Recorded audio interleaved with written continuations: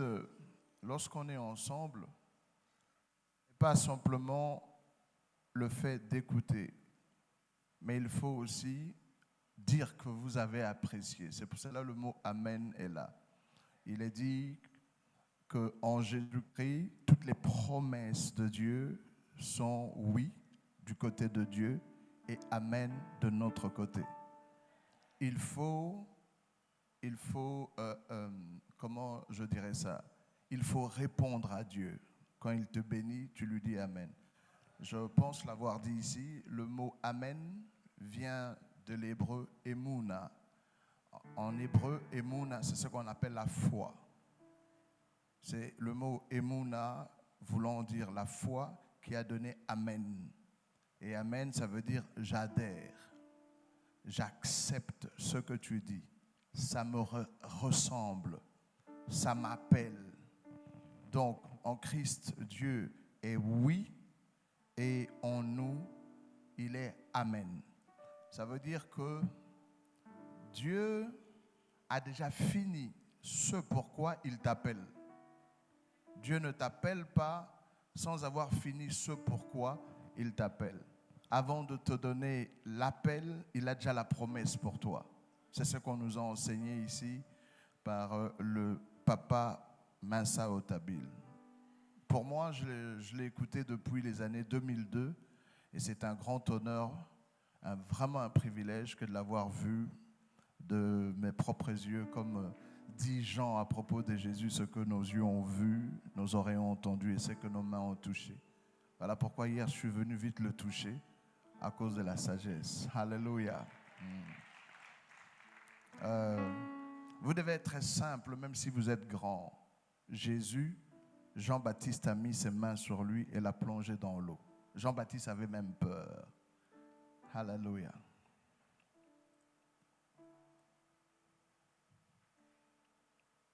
Le Seigneur est ici. Alors, aujourd'hui, il y a bien de choses à enseigner. Vous me donnez 5 minutes pour expliquer un mystère sur la foi et je réponds aux questions. Ça va? La foi, vous ne pouvez pas avoir la foi si vous n'avez pas Christ. C'est lui l'auteur et le consommateur de cette foi. Je vous invite à prendre rapidement, je vais orienter parce que je n'ai pas bien à parler de la foi. Il est conquête territoriale par la foi. Et je vais vous aider à savoir si vous avez la foi ou vous avez l'espérance, parce que c'est différent entre la foi et l'espérance. 1 Corinthiens, aidez-moi, 3 Amen. 1 Corinthiens, chapitre 13, verset 11. On va regarder ça au tableau si c'est vite fait. 1 Corinthiens 13, 11.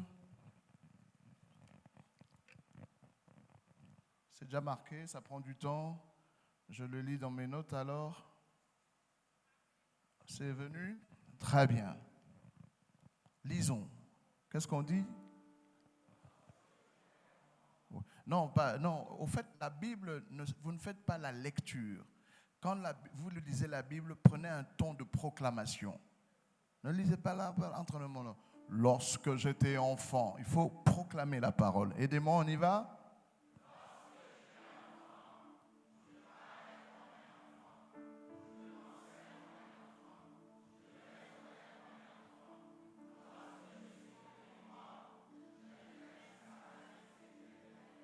Dans ce seul verset, le mot enfant est cité 5 fois. Lorsque j'étais enfant, je parlais comme un enfant. Pourquoi je parle comme un enfant? Parce que je suis un enfant. Donc la manière de parler de quelqu'un révèle son état. Puisque je suis un enfant, je parle comme un enfant. Mais pourquoi je suis un enfant? Pourquoi je parle comme un enfant? On dit, je pensais comme un enfant. Étant enfant, je parle comme un enfant parce que, comme disait Dr Mensa tout à l'heure, ma pensée, mon langage révèle ma pensée. Et mon parler c'est parce que je suis enfant que je parle comme un enfant. Je parle comme un enfant parce que je pense comme un enfant. Vous voyez là? Lorsque j'étais enfant, je parlais comme un enfant. Je pensais comme un enfant. Pourquoi je pense comme un enfant? Je raisonne comme un enfant. Penser et raisonner, c'est deux choses différentes. La pensée, c'est l'idée qui est dans ta tête. Maintenant, lorsque l'idée vient dans ta tête, tu raisonnes. On te dit, va prendre la terre promise. C'est à toi. Mais comme les enfants d'Israël, ils arrivent là, ils voient, parce que les pensées viennent souvent soit des choses qu'on voit ou des choses qui sont en nous. Ils regardent les géants et disent, ils viennent donner le rapport, ils disent, nous étions comme des sauterelles. Donc, ils ont vu une situation, mais ils ont fait des calculs qui les amoindrit. Donc, nous tous ici, il y a des pensées qui nous arrivent, mais pour le faire le pas, il faut changer ton mécanisme de raisonnement. Ça va? Si vous prenez l'essence, vous mettez ça dans une moto. C'est le moteur qui est le raisonnement. L'essence, c'est comme la pensée. L'essence entre dans le moteur, mais ce n'est pas fort parce que c'est une mobilette. Vous prenez l'essence, c'est là vous voyez dans les moteurs, on dit V ceci, V cela, V cela. C'est le même carburant, mais c'est la capacité du moteur qui va exploiter le carburant. La pensée est comme un carburant, mais il faut que vous soyez transformé par le renouvellement de l'intelligence pour avoir une idée comme tout le monde, mais vous travaillez ça pour faire des choses extraordinaires. Vous avez vu ça? Lorsque je suis un enfant, je parle comme un enfant parce que je pense comme un enfant et aussi parce que je raisonne comme un enfant.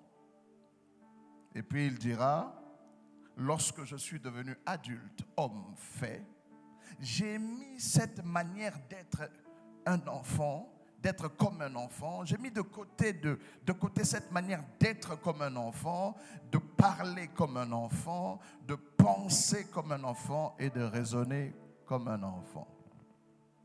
Tout de suite après, au verset 13 de ce même chapitre, il va plus loin. Qu'est-ce qu'il nous dit? 1 Corinthiens 13, 13.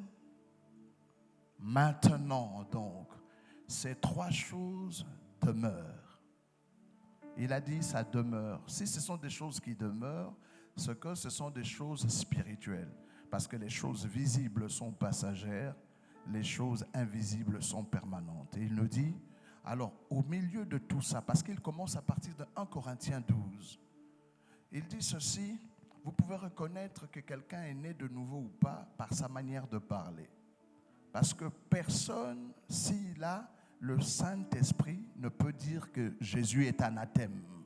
Et personne, s'il n'a pas, il dit ça dans... Bon, je voudrais pas traîner sur ça.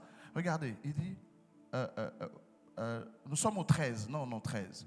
Maintenant, donc, ces trois choses demeurent. Lesquelles? Il dit, la foi.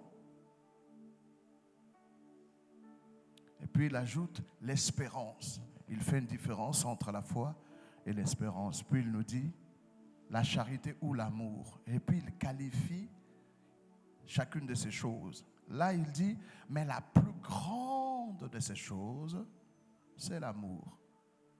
Puisqu'il qualifie l'amour de grandes choses, mais qu'est-ce que c'est l'espérance? L'amour est grand, mais l'espérance est forte. C'est comme ça qu'on dit espérant contre toute espérance. L'amour est grand, mais l'espérance est forte. Il dit cette espérance est comme l'encre de notre âme, solide, qui va au-delà du voile. L'amour vous rend grand, mais l'espérance vous rend fort. C'est comme ça que Dieu vous fait passer par des choses difficiles pour que vous développiez la force de l'espérance. L'amour est la plus grande, l'espérance est la plus forte. Mais qu'est-ce que c'est la foi? La foi est la plus agréable, car sans elle, vous ne pouvez pas être agréable à Dieu. Alors, d'où vient la foi? La foi est produite par la grâce. Qu'est-ce que c'est la grâce? C'est ce que Jésus a déjà fini, ce qu'il a déjà accompli. Donc, quand vous avez la foi, vous savez que c'est déjà fait. La foi travaille avec la grâce. La loi vous dit, si vous obéissez, je ferai. Si vous désobéissez, je ne ferai pas. Mais qu'est-ce que c'est la grâce? La grâce, c'est ce qui est déjà disponible. C'est pour cela que vous n'avez besoin que de la foi. Et puis il y a l'espérance. Alors, maintenant, pour terminer, je vais terminer ma pensée. Comment savoir que quelqu'un a l'amour? Ou l'espérance, ou la foi? Écoutez sa capacité de parler. Comment il parle. Est-ce que, quand vous ouvrez vos oreilles, vous entendez la conjugaison employée dans les verbes, les temps conjugués, vous pouvez savoir que ce type a de l'espérance. Tel a l'amour. Je vous ai dit ça peut-être hier. L'amour ne se conjugue qu'au présent continu. C'est jamais je t'ai aimé, je t'aimerai. Non, c'est je t'aime, je t'aime, je t'aime. D'où Dieu dit, ce que j'ai contre toi, c'est que tu as abandonné ton premier amour. Tu n'es plus capable continuellement de me dire je t'aime, Seigneur. Maintenant, celui qui a l'espérance, il conjugue toujours tout au futur. Quand vous entendez Dieu parler au futur, je te bénirai, c'est pour susciter en toi l'espérance de la promesse. Mais en Christ, c'est toujours du passé composé. Nous avons déjà été guéris, nous sommes bénis de toutes sortes de bénédictions. En Christ, par la foi, vous êtes déjà, même si vous ne le manifestez pas encore. D'où celui qui a la foi, il est pauvre, mais il conjugue « je suis riche ». Il est faible, mais il dit « je suis fort ». Donc, vous parlez de vérité contre la réalité. Vous êtes réellement faible, mais en vérité, vous êtes fort. Et l'homme de la foi, c'est comme s'il mentait. Je donne un petit exemple et je vous donne les questions. En 92, je me suis retrouvé au Congo-Brazzaville. Et là, on cherchait des interprètes pour Reinhard Bonke. Ceux qui sont vieux dans la foi, Reinhard Bonke, le grand évangéliste allemand. Un frère qui était président des interprètes, il y avait une réunion 2 mois plus tôt. Lui et moi, quoi qu'on savait interpréter, on nous avait mis de côté. On n'avait pas l'air des gens importants. Pour une autre réunion d'un autre prédicateur. Puis, cette fois-là, on l'a choisi comme président de prédicateur. Il vient me voir et dit, viens, cette fois-ci, c'est moi qui suis président. Donc, toi et moi, on va interpréter. J'étais venu à la réunion avec des baskets, avec un jean, avec une chemise hors du jean. Je n'étais pas assez présentable pour interpréter à une telle conférence. Et je n'avais pas la possibilité. J'étais venu détendu pour être dans la foule. J'enfile vite ma chemise, j'essaie de me mettre en ordre. Et puis on appelle le coordinateur des croisades de Bonke qui vient me rencontrer là. Bonjour, c'est vous qui allez interpréter à la grande conférence de Bonke, c'est grand. Je lui dis oui. Il me dit, est-ce que tu as déjà interprété dans des conférences internationales? Je lui dis, je suis pasteur. Il dit, je ne t'ai pas demandé ça. Je te demande si tu as déjà fait l'expérience d'interpréter dans... Je ne l'avais jamais fait.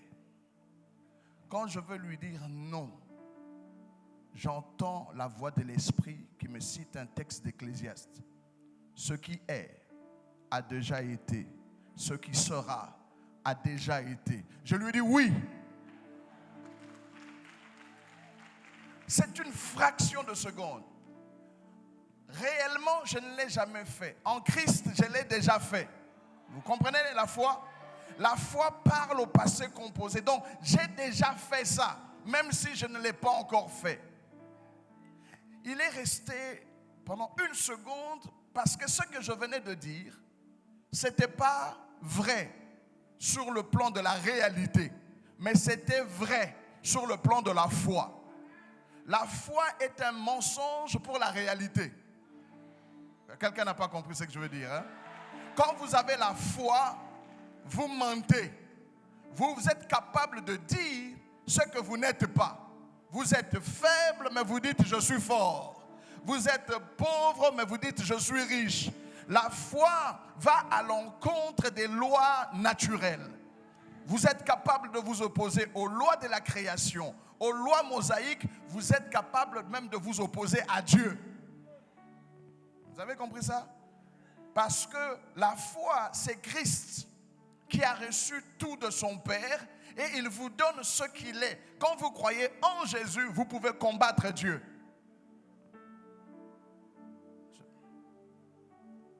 Donc Dieu dit une chose sur vous, vous dites non Seigneur. Je ne peux pas accepter ça. Parce que moi je suis frère de Jésus, je suis à l'image de Jésus. Là où Christ est, c'est là où je suis. Je ne sais pas si vous comprenez cela. Très bien, on s'arrête là. C'est ça un peu que je voulais ajouter sur la foi.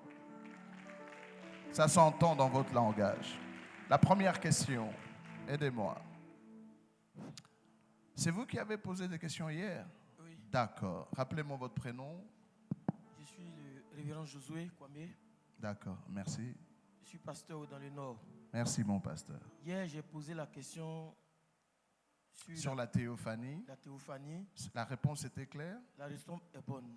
Et j'avais dit qu'aujourd'hui, la doctrine de Christ, la doctrine sur Christ est un peu partagée au point où il y a beaucoup de choses qui se disent.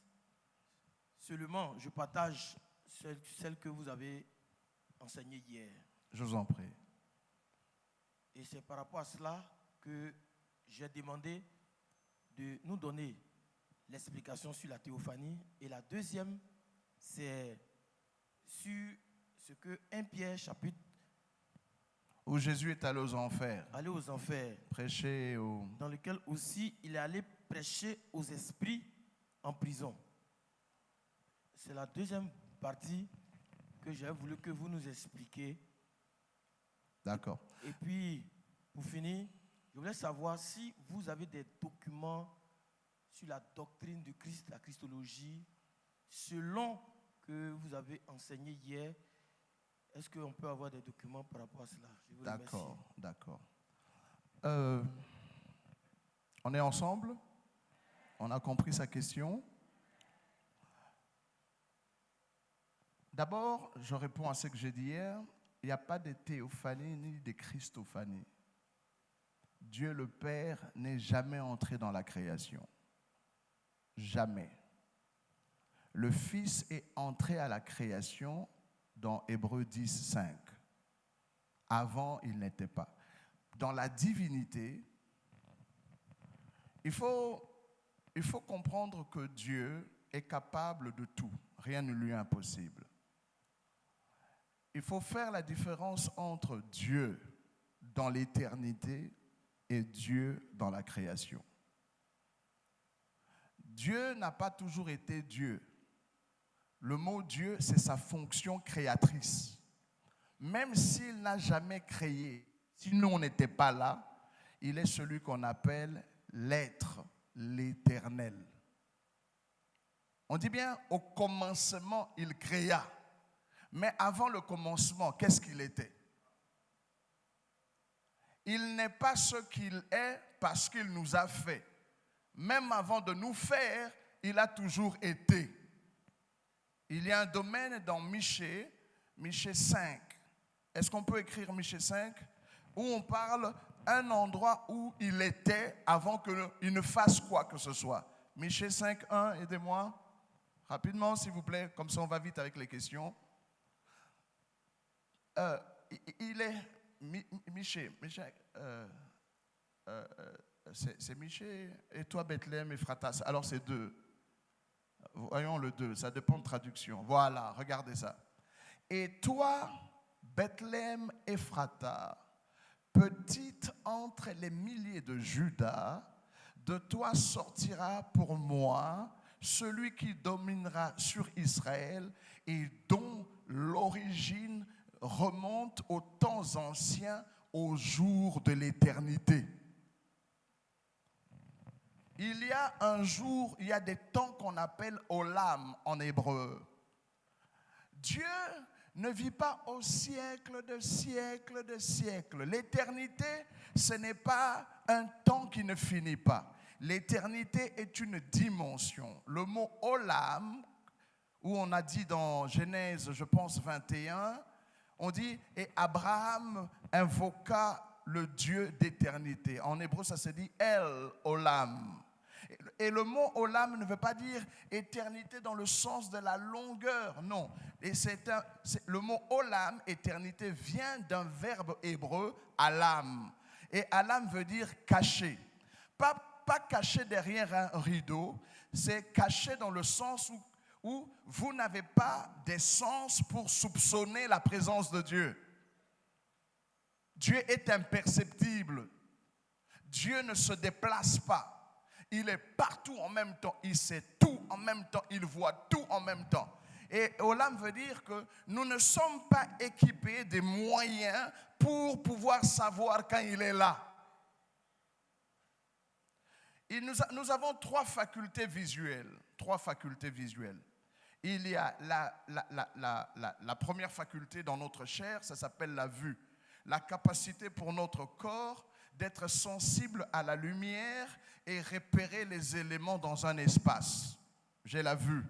Je sais voir qu'il y a notre sœur ici, qu'elle est vêtue de rouge. C'est la vue qui me permet de voir ça. Je sais voir qu'ici, il y a notre frère qui est habillé en noir avec un t-shirt blanc. C'est ma capacité d'observer les choses dans l'espace et dans le temps. La deuxième capacité visuelle que j'ai, c'est l'imagination. Imagination, ça veut dire reproduire des représentations dans mon mental. Donc, je peux être aveugle, je ne vois pas, mais quand j'entends un bruit par mes oreilles, je peux me référer ce que j'entends. Je ne le vois pas clairement, mais je me dis peut-être. Il m'arrive, en tant qu'être humain, de me réveiller la nuit et d'avoir besoin de faire le pipi. Ma maison, je la connais tellement bien, même si j'ai les yeux lourds de sommeil, je palpe les murs. Je sais qu'à tel endroit, je suis à telle position. Parce que j'ai sommeil, je ne sais pas ouvrir mes yeux.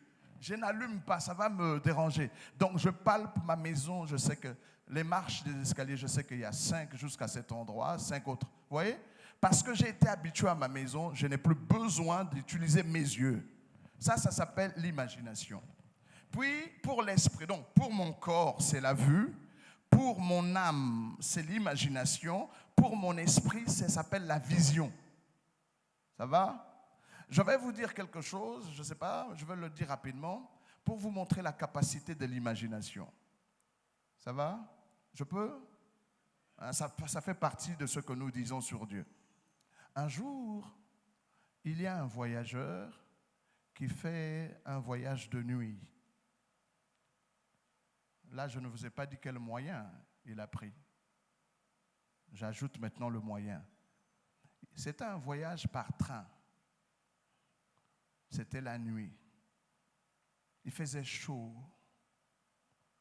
Et le monsieur n'avait pas pris de l'eau à boire. Il n'avait pas fait de provision d'eau. Il avait soif, il faisait chaud, il transpirait. Il avait un voisin qui buvait. Mais il avait honte de lui demander de l'eau à boire. Il s'est dit, je vais attendre. Si ça assoupit un peu, je prends vite un peu de son eau et je bois.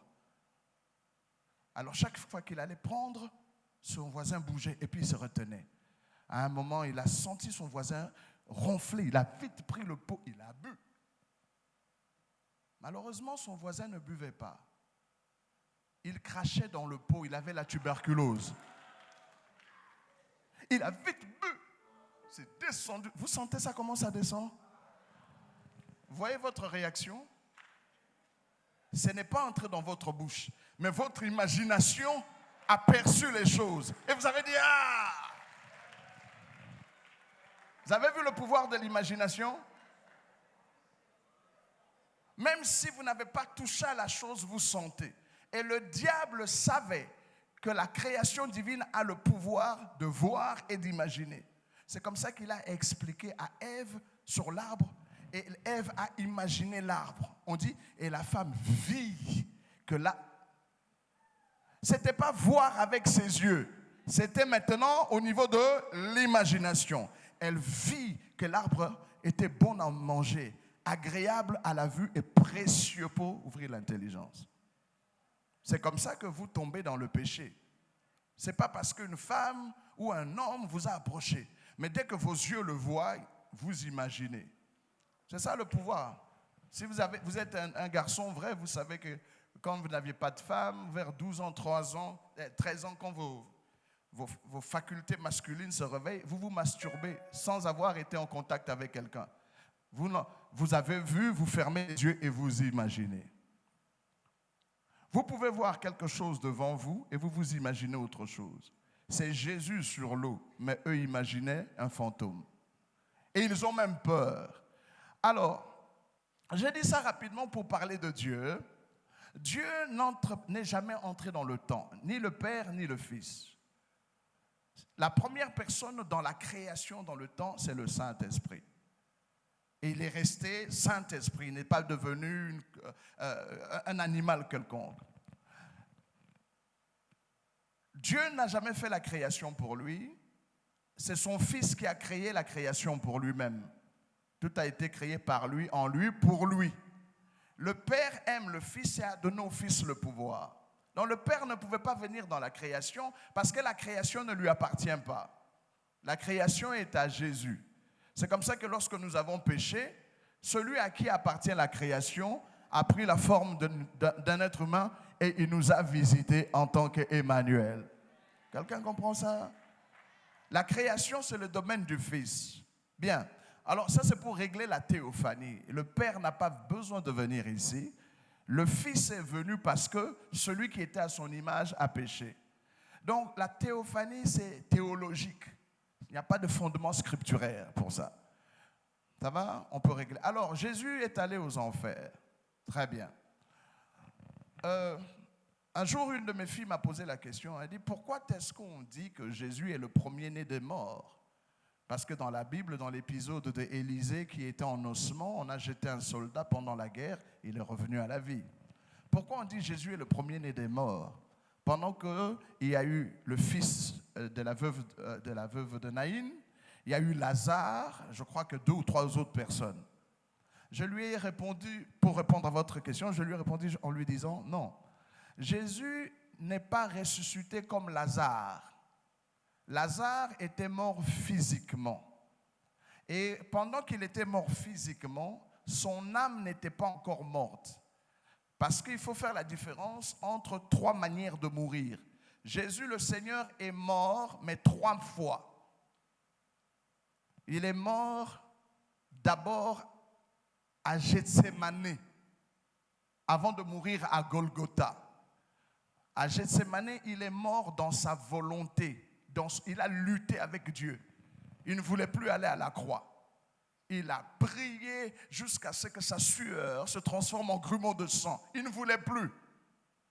Sachant qu'il était fils, il commence à parler. N'y a-t-il pas moyen d'éloigner cette couple? Il ne voulait plus aller à la croix. C'est pour montrer son humanité. Et puis il a fini par dire, non pas ma volonté, mais la tienne. Il est mort dans son ego, dans ce qui fait lui, son libre arbitre. Il ne voulait plus aller à la croix, puis il a dit, je m'abandonne à toi. Dès ce moment-là, son esprit est acquis à Dieu. Voilà pourquoi au calvaire, il dit, je remets mon esprit entre tes mains. Vous avez compris? Parce que je ne voulais pas résister à ta volonté. Puis, à la croix, sa deuxième mort, Jésus est mort d'abord dans la chair. À Gethsémane, il est mort dans son esprit. À Golgotha, il est mort dans sa chair.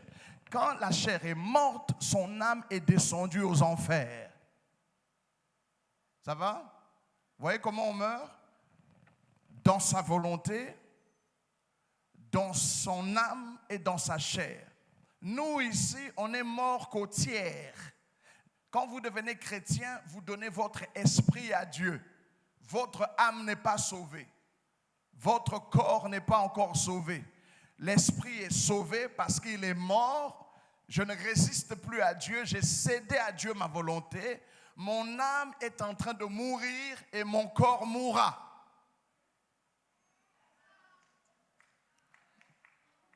Je suis mort dans mon esprit. Si je vis, ce n'est plus moi qui vis, c'est Christ qui vit en moi. Mais dans mon âme, je suis en train de mourir, je porte ma croix pour que ma chair ne fasse pas ce qu'elle veut. Je mets la croix, je tue mes désirs, j'ai mes passions. Ne pensez pas que lorsque vous devenez chrétien, l'âme est morte et le corps est mort. Mes frères, si on enlève l'esprit, vous-même là, vous pouvez violer une fille de 3 ans. Vous comprenez? L'âme a encore des désirs, c'est ce qu'on appelle le vieil homme. Nous tous. Regardez, on n'est pas mort dans l'âme, il faut crucifier, où on dit, soyez transformés, métamorphosés par le renouvellement de l'intelligence. Dieu, attention à ce que je veux dire là, Dieu ne transforme pas votre âme. Dieu n'a fait que le travail de votre esprit. Votre âme est à vous-même. Voilà pourquoi le psalmiste parle à son âme. Oh mon âme, pourquoi t'as battu au-dedans de moi? C'est l'esprit de David qui parle à l'âme de David. Donc vous, quand vous devenez fort dans le Seigneur, votre esprit, par la puissance du Saint-Esprit, vous parlez à votre âme. J'ai ma femme que j'aime là. Quand quelqu'un dit ma femme est la plus belle du monde, c'est un menteur. Quand tu dis plus belle, tu l'as comparée à qui? Vous croyez que je ne sais pas voir d'autres femmes belles? Je les vois même. Et puis je lutte avec moi-même. C'est ça la vérité. Ne vois, non, moi, depuis que j'ai ma femme, je ne vois plus rien. Et comment tu vois les belles voitures et les beaux habits et les belles chaussures? Ton âme est vivante. Maintenant, tu dois prendre ton esprit qui a la puissance du Saint-Esprit et parler de toi-même. C'est comme ça que vous devez atteindre dans votre foi un endroit où vous êtes circoncis de cœur. Dieu sépare votre esprit de votre âme, car la parole de Dieu est plus tranchante qu'une épée à double tranchant. Elle va jusqu'à partager âme et esprit. Donc, je vis la vie spirituelle avec Dieu, mais j'ai toujours des soucis avec mon âme. Dans la Bible, tout ce que Dieu demande n'est pas votre nature. Tout ce que Dieu interdit, c'est votre nature. Quand on dit ne commettez pas d'adultère, parce qu'on est tous adultériens, potentiellement. Ça va? Alors, laquelle des parties de Jésus est allée en enfer? Non, son corps est resté à la croix, et puis on a mis le corps au tombeau. Où était son esprit? Son esprit est retourné à Dieu. C'est son âme, c'est l'âme qui pêche. Jésus était devenu péché et son âme est descendue en enfer. Qu'est-ce qu'il allait faire? Parce qu'il y a 3 degrés, 3 niveaux de mourir, n'est-ce pas? Donc nous avons le corps, l'âme et l'esprit. Jésus, avant que son corps meure, il dit, je remets mon esprit entre tes mains. Et donc il est resté avec son âme et son corps. Et quand on a tué le corps, l'âme est descendue. Qu'est-ce qu'il allait faire? Il est allé témoigner de la vérité. Parce que même ceux qui sont morts avant lui, parce que la première personne à mourir dans son âme et dans sa chair, c'était Abel. Ça va? Et Abel aurait dû être le père, on appelle ça le saint d'Abraham. Parce que Abel est mort avant Abraham. Mais pourquoi on dit Abraham, il y a le saint d'Abraham? Parce que Abraham est le premier à croire en la résurrection. Lorsqu'il a donné Isaac, il a cru en la résurrection. Nous sommes ensemble? Acclamons pour notre papa. Amen. Donc, il est allé dans le séjour des morts parce que Dieu avait dit le jour où tu mangeras, tu mourras. Son âme est descendue dans le séjour des morts. Il ne faut pas confondre. Le séjour des morts, ce n'est pas l'enfer. Parce que dans la Bible, on dit la mort et le séjour de mort seront jetés en enfer. Dans le livre de l'Apocalypse. La mort elle-même, on la jettera en enfer. Le séjour des morts aussi sera jeté en enfer. Donc, Jésus n'est pas allé simplement dans le séjour des morts. Parce que quand Jésus meurt, il entre à 5 places. là-bas en bas, il y a 5 places. Si Dieu permet, on en parlera. Il y a un endroit qu'on appelle la mort. Et il y a aussi le séjour des morts. On dit que Jésus est allé prendre les clés de la mort et du séjour des morts. Après ça, il devait être puni à cause de notre péché. Il est entré en enfer. Et c'est dans le séjour des morts qu'il est allé prêcher aux âmes ou aux esprits. Et le séjour des morts est compartimenté selon vos croyances. Ceux qui croient en Bouddha, ils ont leur côté. Ceux qui croient en Mahomet, ils ont leur côté. Ceux qui croient en telle religion, c'est compartimenté. C'est comme ça que le riche n'était pas au même endroit que Lazare. Lazare était dans le sein d'Abraham. Mais quand Jésus est entré là-bas, le sein d'Abraham a éclaté. Voilà pourquoi dans Matthieu, on dit « les saints d'autrefois ont ressuscité ». Maintenant, les morts ne meurent plus en Abraham, ils meurent en Christ. Quelqu'un d'autre a la question ? Rapidement.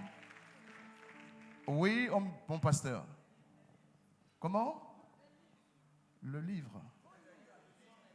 Ah oui. Malheureusement, je ne suis pas un scribe. Vous savez que les prophètes n'étaient pas tous des scribes. Je suis le prophète avec la révélation, mais je n'ai pas encore eu un bon nègre à mes côtés. Les nègres, on appelle ceux-là qui écrivent. J'écris, quand j'écris, mon esprit est tellement fertile que je n'arrive pas à mettre de conclusions. J'aurais besoin de la sagesse. Moi, là, j'étais assis, je pensais à toi. Maintenant, je suis ton frère pour de vrai. Là où tu vas, je vais. Même si je ne viens pas prêcher, si tu sais que tu vas quelque part, invite-moi. Quelqu'un a compris. J'apprécie ce que tu es. Vous savez, vous pouvez être frères du même ventre, mais vous ne vous aimez pas. Hein? Et puis vous pouvez ne pas naître de même mère et vous vous aimez. Et vous dites, c'est l'enfant que ma mère n'a pas eu. Je t'aime, que Dieu te bénisse. Pour les livres, j'ai écrit 2 textes, Christ Écriture. Je vais voir comment envoyer ça ici. Comment est-ce que dans chaque texte, avant de prêcher, tu dois voir Christ. J'ai écrit Christ Écriture et j'ai un autre syllabus écrit Christ autrement. Je pourrais trouver un moyen d'envoyer ça à notre papa. Oui, une question, maman? Amen. Alléluia. Déjà, je tiens à dire merci pour cette opportunité qui nous est donnée. Je suis le pasteur Aké Marie-Denise. Et ma question est la suivante. Le retour de Jésus, la prophétie quant au retour de Jésus, relève de quelle autorité? De l'autorité de Dieu, de Jésus ou bien de qui? Est-ce que par notre façon de marcher, on peut accélérer? J'ai vu votre question. Oui. On gagne du temps. Oui, voilà. Je réponds. Vous avez une deuxième? Ça va. Oui. Ma deuxième question, c'est par rapport à la foi. On sait par la parole de Dieu que dans les derniers temps, les gens vont devenir abandonneront la tout foi. Ce qu'on sait, voilà. Maintenant, lorsque on prêche et qu'on voit aujourd'hui, par exemple, beaucoup de personnes qui se tournent vers le Seigneur, mais quand on regarde dans la profondeur, on sent que la parole, vraiment, c'est comme si la parole ne les touchait pas. Est-ce qu'on doit regarder cela comme un échec personnel ou bien l'accomplissement d'une prophétie telle que nous le savons par rapport à J'ai vu la votre fin des temps? question. Merci beaucoup. Vous étiez là hier? Oui. Hier matin? Si. Lorsqu'on a prêché de Jésus, on a parlé de Christ. Si. Mais la réponse est au sujet de la foi. C'est parce que les gens prêchent la Bible. Il ne faut pas prêcher la Bible. Il faut prêcher pour nous. On ne prêche que la parole du Christ. Vous prenez votre Bible, vous regardez là où le Saint-Esprit vous parle de Christ. Ici, chaque dimanche, chaque fois que notre papa prend le micro, le thème du message, ça doit être Jésus-Christ. Les autres, ce sont des sous-thèmes. Jésus-Christ et la délivrance. On ne prêche pas la délivrance. On prêche le Christ qui délivre. On ne prêche pas la guérison. On prêche le Christ qui guérit. On ne prêche pas la prospérité. On prêche le Christ qui bénit. Donc, quand vous voyez Jésus, on dit tout a été fait par lui. Donc, à partir de lui, vous pouvez traiter tous les sujets de la Bible. Je vais vous faire une expérience messianique. Vous avez vu notre papa, le docteur Mensotabil? il nous a parlé très bien, profondément. C'est parfait. Vous m'avez vu aller le toucher ses pieds. La parole est exacte. Attention à ce que je veux vous dire. Vous pouvez être bibliquement correct, doctrinalement faux. La Bible interdit de manger le porc. Vous pouvez prendre 4 à 5 versets. Ce que vous avez dit est biblique. Mais sur le plan doctrinal, c'est faux. Parce que dans le Nouveau Testament, on a dit mangez de tout ce qui se vend au marché. Vous avez vu ça? Vous pouvez être bibliquement correct, mais doctrinalement faux. La doctrine consiste à équilibrer l'Ancien Testament et la révélation du Nouveau Testament. C'est ce qu'on appelle doctrine. Le mot doctrine, ou quand on dit quelqu'un est docteur, ou le mot doctrine, ça veut dire c'est l'ensemble d'informations que nous avons jusqu'à aujourd'hui. C'est ce qu'on appelle la doctrine. Donc, ce que nous savons jusqu'à aujourd'hui, si vous avez tout ça, c'est ce qu'on appelle un docteur. Un docteur ne veut pas dire qu'il sait tout, mais tout ce qu'il faut savoir, il le sait. Ça va? Alors, j'ajoute une chose. Vous pouvez être bibliquement correct, doctrinalement faux. Vous pouvez être doctrinalement correct et messianiquement faux. Donc, vous avez associé les versets. Il y a des gens que je dis, ils n'enseignent pas, ils renseignent. Ce n'est pas un enseignement biblique qu'ils donnent, c'est un renseignement. Ils vous informent sur l'état des versets, mais Christ ne sort pas. Nous avons été appelés à être bibliquement corrects, doctrinalement corrects et surtout messianiquement corrects. Ça va, maman? Et pour donner la foi aux gens, il faut être messianiquement correct. Comparer l'écriture par rapport à Jésus. L'eunuque éthiopien dit, de qui le prophète parle-t-il? De lui-même ou de quelqu'un d'autre? On dit, commençons par le passage que lisait l'eunuque éthiopien. Philippe lui prêcha Jésus-Christ. Donc quand tu prends le texte, Christ doit apparaître. Mais tu ne le fais pas avec ton raisonnement, c'est avec l'aide du Saint-Esprit. Christ est un mystère caché, révélé à ses saints. Il faut faire la différence entre Jésus et Christ. Non, il ne faut pas confondre ça. Il faut comprendre. Je vous ai dit hier, Jésus est né, pas Jésus, le Verbe de Dieu est né 3 fois. Il est né de Dieu pour être le créateur de tout. Il est né de la femme, il s'est abaissé. Il est né de la femme pour être le rédempteur du genre humain. Jésus crée toutes choses, mais ne sauve pas tout le monde. Il ne sauve que la race humaine. On dit, ce n'est pas aux anges qu'il vient en aide. Il a créé les anges, mais ne sauve pas les anges. Ça va? Et puis, Jésus a tout créé, mais il ne sauve que les hommes. Il ne régénère que les croyants. Qui est le sauveur des musulmans? C'est Jésus. Oui, c'est lui qui est mort pour toute l'humanité. Qui est le sauveur des francs-maçons? C'est Jésus. Qui est le sauveur de tout ce que vous savez ici? Tout le monde, Jésus a sauvé tout le monde, mais Jésus ne régénère que ceux qui l'acceptent, à tous ceux qui l'ont reçu, à ceux qui croient en son nom. Elle a donné le pouvoir. Jésus est mort pour tous les djoulas, les bêtes, tout le monde. Mais pour qu'il te régénère, il faut que tu l'invites dans ton cœur. Ça va? Alors d'où, maman, pasteur, dans l'église, fais tout. Prêche toujours Jésus. Toujours. Avec la révélation, tu peux ajouter le Christ qui guérit, le Christ qui délivre, le Christ qui... C'est lui, tout est par lui. Ça va? Alors la première question, j'avais déjà vu venir, sur le retour du Seigneur. Le retour du Seigneur ne dépend pas de Dieu le Père. Le retour du Seigneur ne dépend pas de Jésus. Le retour du Seigneur ne dépend pas du Saint-Esprit. Le retour du Seigneur dépend de l'Église. Puis-je l'expliquer?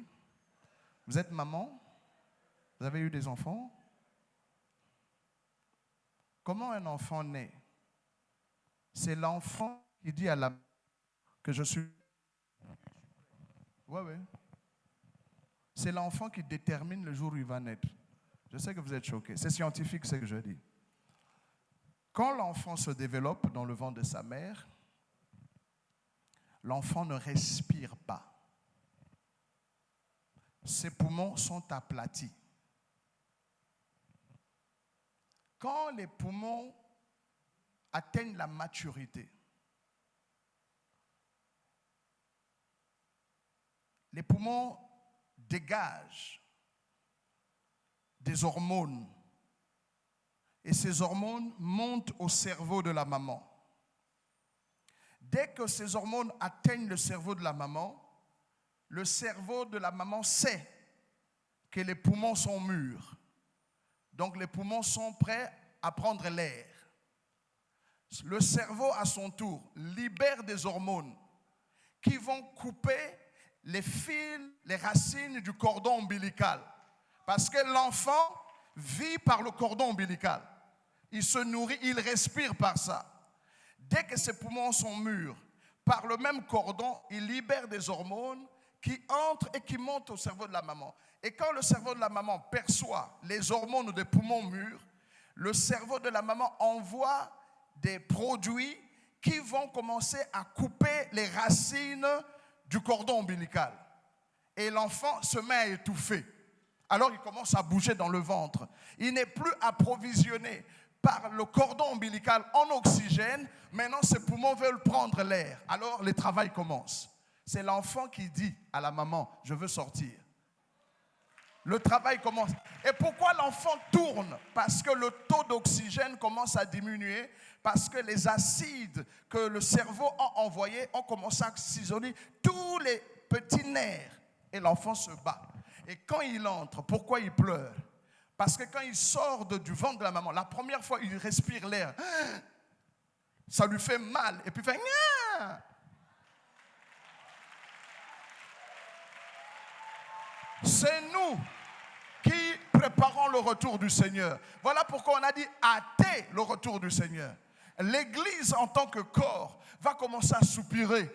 Il ne veut plus respirer l'atmosphère du monde. Il veut voir Dieu face à face. Et Dieu dira à son Fils, ils sont prêts. Jésus descend dans un éclair et nous partons. Alléluia! C'est nous. C'est pour cela qu'on a dit, c'est à l'église de dire Maranatha. C'est l'église qui dit, viens. Je veux respirer l'atmosphère du ciel. Viens. Je suis prêt. Jésus, viens. Si l'église, d'une manière mondiale, ne crie pas Maranatha, même dans 5000 ans, Jésus ne reviendra pas. Oui, il a dit, allez, faites de toutes les nations. C'est nous qui déterminons. C'est pour cela que nous devons hâter. Nous devons avoir une vraie foi. Quand la foi ralentit, nous ralentissons le retour du Seigneur. Merci, maman. Une autre question rapidement. C'est pas moi qui ordonne. C'est pas moi qui choisis. On va prendre 2 dernières questions et puis on va libérer tout le monde. Bon, je vois. Bon, c'est les dernières questions. 1, 2, 3, 4. Et c'est fini. Ah bon? C'est bon? Ok, allez rapidement, mais une question ouais, pour tout le monde. Votre nom, votre nom. Bon, mon nom c'est Conan Frédéric. Voilà, bon, je voulais Bonjour poser... à vous, frère. Ok, merci papa. Voilà, j'aimerais poser une question. Aujourd'hui, ça mine l'église, le corps de Christ. Voilà, sur la question, aujourd'hui, les gens du monde ou bien nos frères, même d'autres chrétiens, voilà, qui disent que aujourd'hui, il n'est pas bon de porter mèche. Il n'est pas bon de mettre certaines choses sur le corps. Donc vraiment, ça mine le corps. Aujourd'hui, quand nos sœurs... Merci, frère. Voilà. Je vu votre question. Je peux aller? Il y a un texte qui dit, ils prennent l'apparence de la piété, mais ils réunissent ceux qui ont fait la force. Ton apparence extérieure n'a rien à voir avec la foi. Ton apparence extérieure scandalise les frères, pas Dieu. Parce que Dieu ne regarde pas à l'apparence, il regarde au cœur. Mais pour que toi, tu ne sois pas une occasion de chute pour les faibles, donc tu te prives de ta liberté pour aider ceux qui sont encore faibles. Mais en réalité, nous sommes nés de nouveau de la nouvelle création avec d'autres lois qui vont au-delà des lois des anges. C'est pour cela que les anges ne peuvent pas prêcher l'évangile. Parce qu'ils n'ont jamais été rachetés. Le sang de Jésus n'a pas racheté les anges. Il faut, moi, il y a des cantiques que les anges ne peuvent pas chanter. Seulement ceux qui ont été rachetés par le poids du péché. Pourquoi les anges ne peuvent pas être rachetés? Parce qu'ils sont une race non sanguine. Ils n'ont pas de sang. Pour avoir le sang, il faut avoir le corps et une âme. Les anges sont non sanguins. Voilà pourquoi on ne peut pas les sauver. Parce que l'Écriture, vous savez que Dieu ne pardonne pas au péché. Dieu ne pardonne pas au péché. Et Dieu n'a jamais pardonné au péché. Et Dieu ne pardonnera jamais au péché. Car sans effusion de sang, il n'y a pas de pardon. Pour que, au fait, Dieu ne nous a jamais pardonné. Mais il a trouvé quelqu'un qui devait être puni à notre place. Est-ce que quelqu'un comprend l'évangile? Tous les animaux de l'Ancien Testament n'apportent pas le pardon au peuple d'Israël. On accumulait une dette que Jésus devait venir payer. Tu n'as voulu ni sacrifice ni holocauste, tu m'as formé encore. Tu n'as voulu ni sacrifice ni holocauste. Tu m'as formé encore. Je viens, ô Dieu, pour faire ta volonté.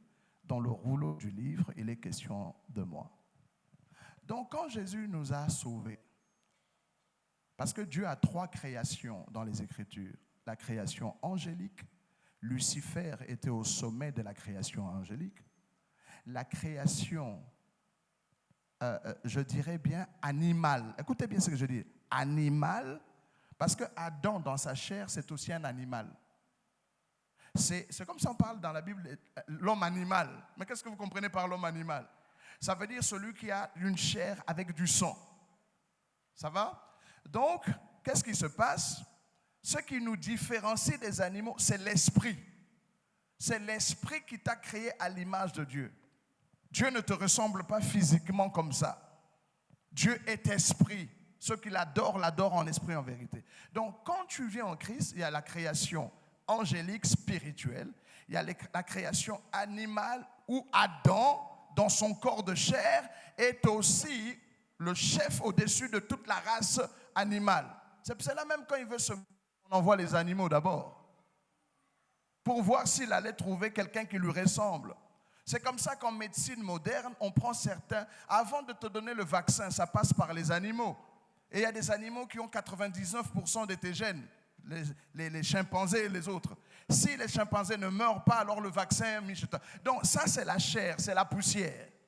Dieu, c'est une enveloppe, une tente pour te permettre de te mouvoir ici. En réalité, dans l'homme, c'est l'esprit. Tu es réellement un esprit, ce corps est un moyen et ton âme pour l'expression. Donc, je peux venir ici à l'église avec des dreadlocks, portant un jean, avec des baskets. Je prêche et les malades guérissent. Mais pourquoi nous ne le faisons pas? Parce que les mondains ont développé ça. Alors pour ne pas faire de confusion, nous avons une certaine éthique vestimentaire. Ça va? Vous avez compris ça? Donc arrêtez de déranger les mamans qui viennent avec des mèches. Laissez-les. Laissez le Saint-Esprit les transformer. Il n'y a pas de loi ici. Simplement dans l'amour, maman, ne venez pas avec des jupes un quart, parce que je vous assure, ça trouble. Même si tu as l'onction, tu fermes les yeux. Et puis tu reviens. Ne croyez pas que moi, là, je suis insensible. Je ne parle pas de tout le monde. Moi, j'ai un cœur d'enfant. La beauté me fait trembler. Je dois vous dire la vérité. Vous ne pouvez pas dire que non, je m'en fous. Les anges ont tremblé sur la beauté de la femme. Ils sont descendus.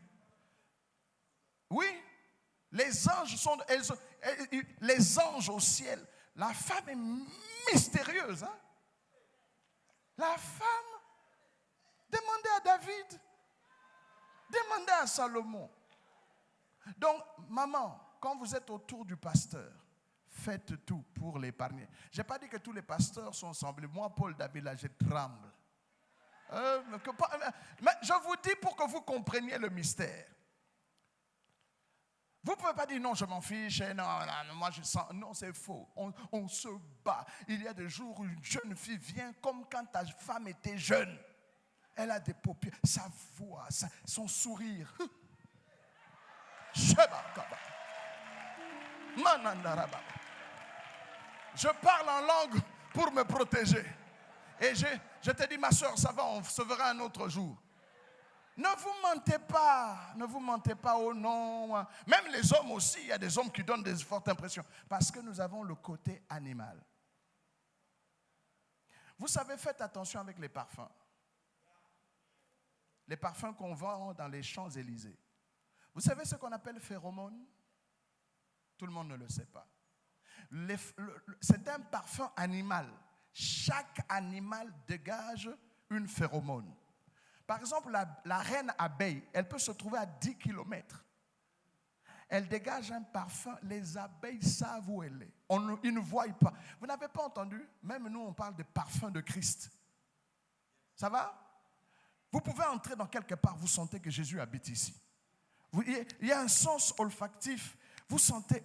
Bon, alors, laissez-moi parler des parfums aux phéromones. Ceux qui font tomber certains frères et femmes. Vous pouvez aller en laboratoire des parfumeries. Les gens qui travaillent dans les parfumeries, ils ont un petit papier, ils vous collent à l'aisselle. Ils prennent, ils sentent l'odeur. Et puis, ils développent votre odeur d'une manière particulière. Quand vous mettez ce parfum-là, quand vous passez devant quelqu'un, il ne vous oublie pas. C'est diabolique, hein? Au fait, ils ont exploité la nature. Donc, quand nous mettons du parfum ici, tu vas voir simplement, tu te rappelles d'une sœur ou d'un frère, ce sont des parfums aux phéromones. Tu n'oublies pas l'odeur de la personne. Vous n'avez jamais vu des mamans avec leur bébé, elle veut sortir, elle laisse quelqu'un avec l'enfant, elle prend sa chemise où il y a sa sueur et donne à la nounou. Et l'enfant est là, il pense que c'est l'odeur de sa maman. Vous savez comment Dieu a fait? Il a pris le sein de la femme, il l'a mis à côté de son aisselle. Quand le bébé tète là, il sent l'odeur de sa mère. Ah. Puis-je vous parler de l'odeur? Mais écoutez Isaac quand il bénit Jacob. Il dit la voix est celle de Jacob, mais l'odeur, c'est l'odeur d'Ésaü. Quand on dit Dieu sentit une bonne odeur, l'odeur fait partie des choses spirituelles. Et les démons exploitent ça dans les parfums. C'est pour cela, avant de porter un parfum, priez quand même. On appelle ça parfum. Écrivez ça sur Internet, parfum aux phéromones. Donc, tu es homme de Dieu, une sœur est passée par là, ou femme de Dieu, un homme est passé, et puis tu te sens troublé. Ce n'est pas un démon. C'est ta biologie qui réagit face à sa biologie. Il n'y a pas de démon dedans. C'est juste l'odeur de l'autre. Bon, c'est ça, je vais trop loin. C'est pour cela que j'ai dit, cherchez à être spirituel. La spiritualité ne déshumanise pas. Ce n'est pas parce que vous avez l'onction que Bathsheba ne vous dira rien. C'est faux. Ce n'est pas parce que... Si David était sur le champ de bataille, il n'allait pas tomber. Si vous êtes occupé avec Dieu, ce n'est pas que vous êtes fort contre le péché. C'est Dieu qui vous garde du péché. Dit, et le Seigneur ne vous laissera pas tenter au-delà de vos forces. Vous avez entendu ça? Merci. Il reste 3 personnes, a dit le pasteur. 3 rapidement. Merci beaucoup. Non, je préfère transpirer. C'est mon gagne-pain comme ça. Il a dit, tu mangeras ton pain à la sueur de ton front. Vous savez comment j'ai appris ça? Un jour, mon évêque, j'étais un homme de prière. Chaque matin, je me réveillais pour prier. Et puis un jour, j'entends, tu mangeras ton pain à la sueur de ton front. Mais Dieu n'a pas déterminé le travail. Hein? Il n'a pas dit si tu es mécanicien, médecin. Il a dit ton front. Ah, c'était pour moi une révélation. Quand j'entrais en prière, je prie en train de sauter, je prie. je saute en même temps, je fais ça, et dès que je transpire, je fais ça. Seigneur, donne-moi mon pain. J'ai travaillé dans l'adoration. Oui, quelqu'un d'autre? Merci, pasteur. Je vous en prie, frère. Votre nom? Je suis pasteur David Nguetia. Merci, mon pasteur. Alors, ma question est à deux volets. Le premier volet, c'est dans le même sens que maman Ake. Elle avait demandé le fait que la foi régresse, qui est une prophétie qui marque le début du commencement de la fin, ou du moins le commencement de la fin. Est-ce que si aujourd'hui plusieurs commencent à avoir la foi, est-ce que ça ne part pas dans le sens contraire de la prophétie qui prépare la fin? C'est la première chose. Et la deuxième chose... Non, il faut que je réponde à ça. C'est très bien, puis vous allez peut-être parler encore. D'accord. Les prophéties bibliques, à un certain niveau, ne sont que constats de Dieu. Ça ne veut pas dire que Dieu a dit ça doit arriver comme ça. Mais en faisant la lecture, puisqu'il est omniscient, il dit à un moment donné, beaucoup de gens vont rétrograder. Ce ne sont pas des prophéties qui commandent en disant ça ne se passera que comme ça. Parce qu'en Jésus-Christ, vous pouvez changer les prophéties bibliques. Attention à ce que je dis là. Quand vous avez la foi en Dieu, c'est Dieu lui-même qui vous donne, dans les constitutions, quand on fait une nouvelle constitution, il y a toujours un texte qui dit qu'on peut amender la constitution. Vous savez que toutes les lois que Jésus a mis dans la création, on dit Dieu est excepté de ces lois-là. Dieu peut entrer dans le feu sans brûler. Dieu est capable d'être tout. Donc, il y a toujours l'exception qui confirme la règle. On a dit à Ézéchias, donne des ordres à ta maison, demain tu pars. Et ce n'est pas n'importe qui parle, le prophète Ésaïe. Vous connaissez le prophète Ésaïe? Il dit, donne des ordres à ta maison. Qui avait envoyé Ésaïe? Dieu. Ésaïe a donné ses oracles, il a parlé par respect pour Ésaïe. Ézéchias, il n'a pas dit Amen, il sait Dieu. Tu vas mourir, vu ça. Dès qu'Ésaïe est sorti, Ézéchias se retourne contre Dieu. Il dit, quoi? Vu ça. Moi, j'ai fait pour toi. Comment tu vas m'enlever au milieu de mes jours? Il y en a qui meurent d'une manière précoce. Pasteur, tu te souviens du cordon d'argent qu'on a eu, maman, il y a 15 ans? Ce dernier temps, beaucoup de pasteurs meurent. Notre évêque nous l'a dit tout à l'heure là. C'est pas Dieu. Gloire à Dieu, Dieu a ôté. Dieu n'a pas ôté. C'est pas Dieu. Tu es mort par faute de connaissance. Il y a plusieurs raisons. Ézéchias va dire à Dieu, jamais, vu ça. Tu dois personnaliser ton Dieu. Ésaïe sortait de chez Ézéchias, une autre prophétie tombe, on lui dit, va dire à Ézéchias, ça. Tu peux dire non à Dieu. Je vous dis, c'est biblique. C'est tout un enseignement. C'est là où j'ai un enseignement intitulé « Lorsque la foi dit non à la foi ». C'est la foi de la mère de Moïse qui a fait de Moïse fils de la fille de Pharaon. Mais l'Écriture dit, Moïse devenu grand refusa la foi de sa mère. Dieu peut dire une chose sur toi. Jaébet, on lui avait donné un nom bizarre. Mais il a refusé, il a appelé Dieu et dit non, pas. Et puis Dieu l'a béni. Vous pouvez dire non à Dieu. C'est ça la foi. C'est le moyen par lequel Jacob a combattu avec Dieu. On devait tous aller en enfer. Jésus a combattu le Père par sa foi. Il dit non, laisse-moi aller les voir. Celui qui croira en moi, tu le sauves. Les serpents sont mortels. Mais quand Moïse a mis le serpent d'airain, tu étais toujours mordu, mais comme tu regardais au serpent d'airain, tu ne meurs pas. Parce que Dieu n'est pas statique par son nom. Dieu deviendra tout ce que tu croiras qu'il peut être. Oh, quelqu'un n'a pas compris. Il a dit à Moïse, Ayez, haché, aïe.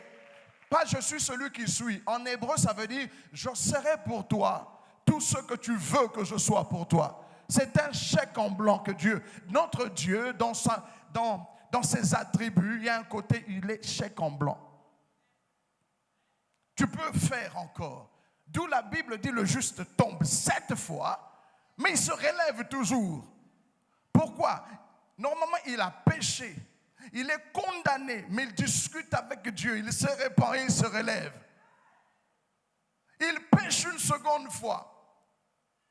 Et puis il discute avec Dieu, il se relève. David l'a fait. La différence entre David et Saül.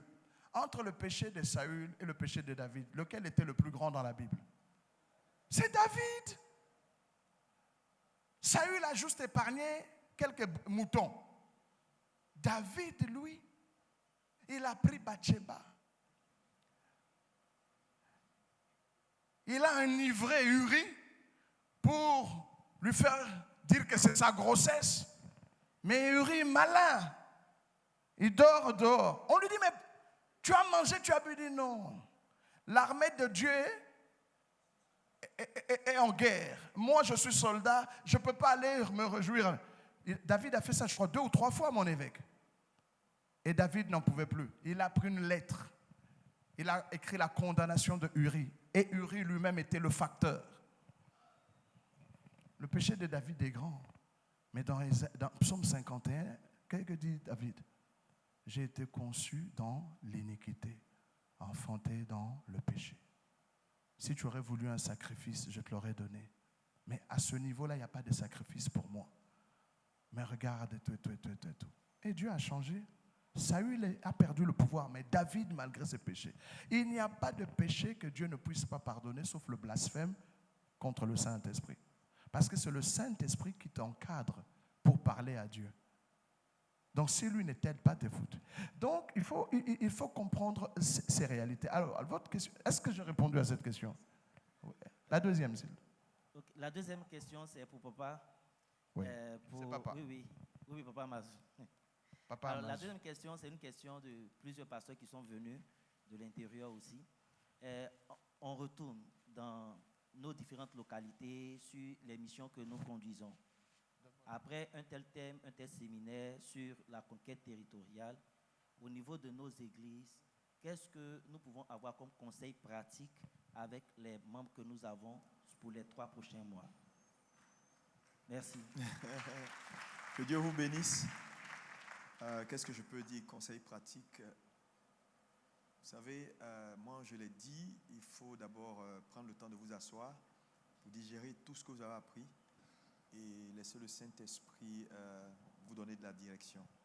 Et j'ai dit hier dans mon sujet du matin que tout commence par le mental. Ton mental, c'est ton monde. Et donc, il faut laisser Dieu transformer nos croyances, nos pensées dominantes. Il y a des choses que vous avez rachetées dans votre marche avec le Seigneur, avec des gens. Vous voyez, tout ce qu'on dit, tu vois, pour certains, ils discutent. Il y en a qui sont d'accord parce qu'ils voient l'évidence. Mais il y a des gens ici qui ne sont pas prêts à changer. Hein. Non, ils sont pleins, ils ne vont pas changer. C'est dit, toi, moi, j'ai 60 ans, j'ai longtemps, je connais Dieu. Toi, tu as venu me faire changer comme ça. Nos pères ont dit ça. Pourquoi? Parce qu'ils sont dans une mentalité qui est fixe. Alors qu'une mentalité doit être évolutive si on veut voir notre vie évoluer. Donc, il y a un problème, il y a un changement ici qu'il faut faire. Il y a des gens qui ne vont pas changer leur affaire de délivrance. Hein. Faire des veillées de délivrance parce que, bon, c'est ce qui marche. Prophétiser, c'est ce qui marche. Donc, ils ne vont pas changer ça. Tu vas beau parler, le gars ne va pas changer ça. Alors que la prophétie, je veux dire, l'exactitude d'une prophétie n'est pas la preuve qu'elle vient de Dieu. Je vous ai dit ici que la vérité n'est pas dans l'expérience, elle est dans la source. Elle est dans la source. Ça veut dire que tu peux faire des choses, tu peux dire des choses qui sont vraies, qui sont correctes, mais Dieu n'est loin de ça. Donc le fait que quelque chose soit vrai ne veut pas dire que Dieu est à l'initiative. Que Dieu est à l'initiative, forcément. Donc l'importance de revoir sa doctrine, ses pensées dominantes, racheter de nouvelles pensées pour rebâtir votre vie. Parce que tout ça, c'est beaucoup d'informations que vous avez reçues en peu de temps. Regardez ce qui a été enseigné ce matin sur la capacité. Tu vas aller t'asseoir, continuer à faire les mêmes choses. Il y a beaucoup de gens, vous êtes venus, combien de gens qui ont acheté des livres? Moi, quand je vais dans une conférence, La plupart de mon argent va dans du matériel, livres, CD, tout je prends. Parce que c'est ça. Il faut travailler sur vous-même. Quand vous allez devenir meilleur, les choses vont aller seules. Parce que c'est ce qu'on bâtit en soi qui irradie autour de nous. La vérité, c'est ça. Mais quand quelqu'un est formaté à quelque chose depuis des années, ça fait partie de son ADN. Moi, je suis parti prêcher chez un pasteur. J'ai dit, je ne vais plus là-bas. C'est une perte de temps. Parce que l'homme n'a pas envie de changer. L'homme a ses façons de faire. L'homme est dans un business de se bâtir, de se construire. Et quand tu regardes l'un dans l'autre, son cœur n'est pas droit. Donc, moi, je dis ça, c'est bon pour d'autres. Tu vas beau enseigner, beau parler, les gars, ils reviennent toujours à ce qu'ils ont vomi. Donc, vous voyez qu'il y a le travail à faire, c'est ça d'abord. Ce n'est pas courir pour dire, on dit de conquérir. Mais tu vas conquérir, tu peux grandir. Tu peux passer en classe supérieure, tu peux avoir même du monde.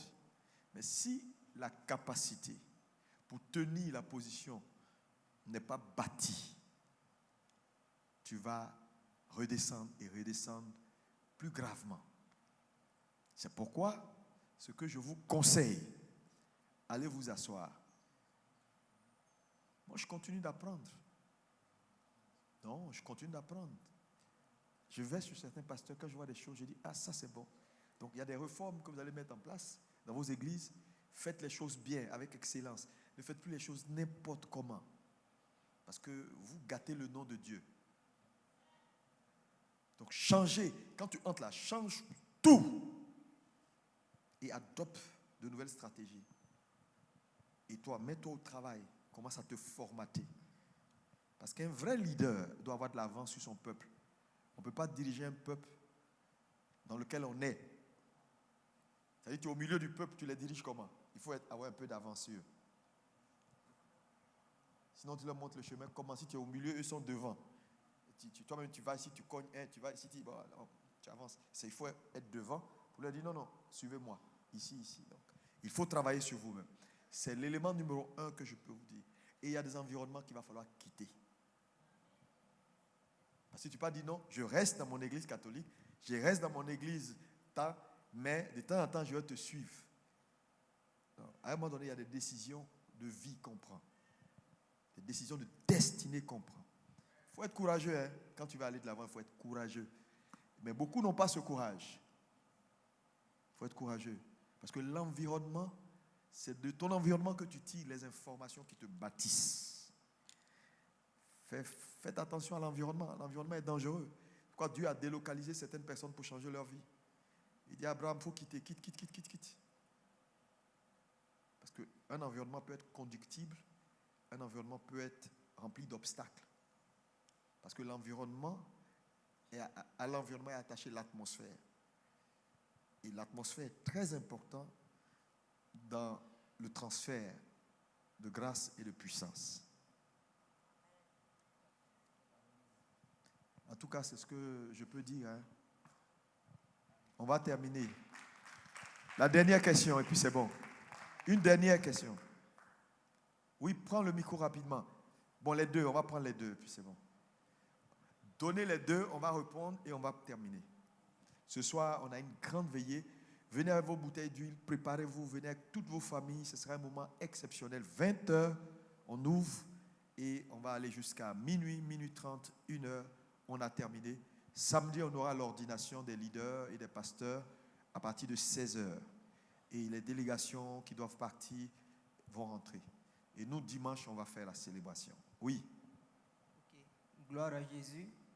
Bonjour les pères. Moi, je réponds au nom de Bougma Modeste. Je suis un frère.